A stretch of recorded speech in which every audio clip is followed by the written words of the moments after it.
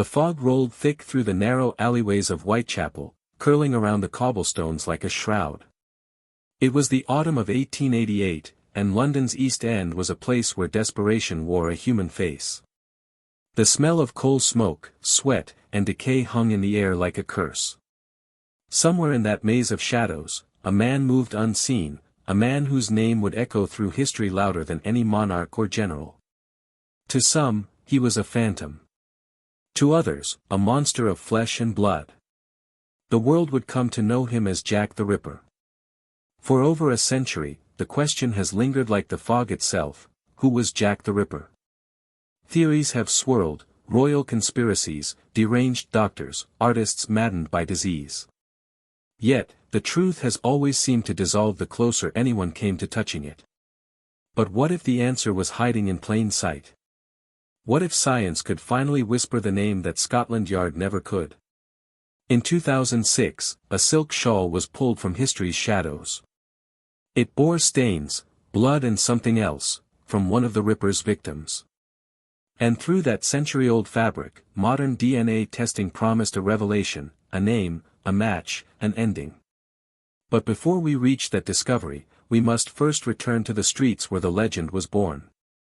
To understand the killer, one must first understand his world. Whitechapel was not the polished London of parlours and gaslight soirees. It was the London polite society refused to see, a festering wound on the empire's body. Over 70,000 souls crowded into less than a square mile. Immigrants from Poland and Russia fled persecution only to find themselves in a new kind of hell. Irish labourers, broken veterans, women abandoned by fate, all fought for survival. The air reeked of filth and hopelessness. Horse manure and rotting vegetables mixed with human waste. The streets were slick with animal blood from nearby slaughterhouses. Children with hollow eyes sold matches, women sold themselves. In lodging houses called dosses, a bed cost 4 pence, too much for many. Those with nothing draped themselves over ropes to sleep standing, or walked until dawn praying to see another sunrise. Here, in this abyss, a woman's scream meant little. The police patrolled sparsely, the poor trusted them even less. It was a perfect hunting ground for a man who knew the shadows. History remembers the killer's name, but not the names of those whose lives he took. They were poor, forgotten, invisible, until their deaths made headlines. Mary Ann Nichols was 43, a mother of 5. On August 31, 1888, she was turned away from her lodging because she lacked 4 pence for a bed. She joked she'd soon earn the money, she was proud of her new bonnet. Hours later, her body was found on Bucks Row, her throat cut so deep it nearly severed her spine. Annie Chapman, 47, once lived a respectable life with her coachman husband and 3 children. Illness, alcohol, and poverty consumed it all. On September 8, she was found in a yard on Hanbury Street, her body mutilated, her organs removed with chilling precision. Her killer had taken his time. Elizabeth Stride, 44, a Swedish immigrant, survived shipwrecks, heartbreak, and hunger. On September 30, she was seen laughing with a man before her throat was slashed. Yet something interrupted the killer. There were no further mutilations. He had been disturbed, but his night was not over. Less than an hour later, Catherine Eddowes, 46, was found in Mitre Square. Released from jail earlier that night for drunkenness, she'd cheerfully told the constable she'd be getting a fine hiding when she got home. She never did. Her face was carved, her abdomen opened, organs taken with surgical precision. The killer was escalating, refining his terrible ritual. And then came Mary Jane Kelly. Only 25. Younger, prettier, she lived alone in a small room at 13 Miller's Court. On November 9, the rent collector peered through her window, and saw horror beyond imagining. Her body was dismembered, her organs arranged around the room. Her face had been obliterated. The killer had stayed for hours. And then, he vanished. What made Jack the Ripper so terrifying was not supernatural cunning but knowledge. He knew Whitechapel streets like a hunter knows his traps. He struck in 15-minute gaps between police patrols. Each location offered darkness, privacy, escape. He worked with precision and speed, 5 to 10 minutes from life to death. The cuts weren't wild. They were controlled, deliberate. He knew anatomy, whether from training or practice remains unknown. His murders were not merely acts of violence, they were rituals. Performances of power and control. And then, suddenly, the performance stopped. Did he die? Was he caught for another crime? Or did he simply walk away, blending back into the same crowd that had never noticed him? The idea that such a man could stop, could live an ordinary life afterward, may be the most unsettling thought of all. The police were unprepared. Two different forces, the Metropolitan and City of London Police, investigated separately, often competing rather than cooperating. The term, serial killer, didn't exist. They were chasing something they didn't have the language to describe. Inspector Frederick Aberline, a capable but overwhelmed detective, led the hunt. Thousands of statements were taken, hundreds of suspects questioned. Letters poured in, many claiming to be from the murderer. One, signed Jack the Ripper, gave the killer his enduring name. Its author promised to keep on ripping until caught, a taunt that captured the press and public alike. Most experts now believe it was a journalist's hoax, but the name stuck. Fear swept London. Vigilante groups formed. Foreigners were attacked in the streets. Anti-Semitic graffiti appeared near one murder scene, reading, "The Jews are the men that will not be blamed for nothing." Fearing riots, Commissioner Charles Warren ordered it erased before dawn. Panic was as thick as the fog. By 1894, police documents listed three main suspects. Montague John Druitt, a barrister and teacher who drowned himself in the Thames.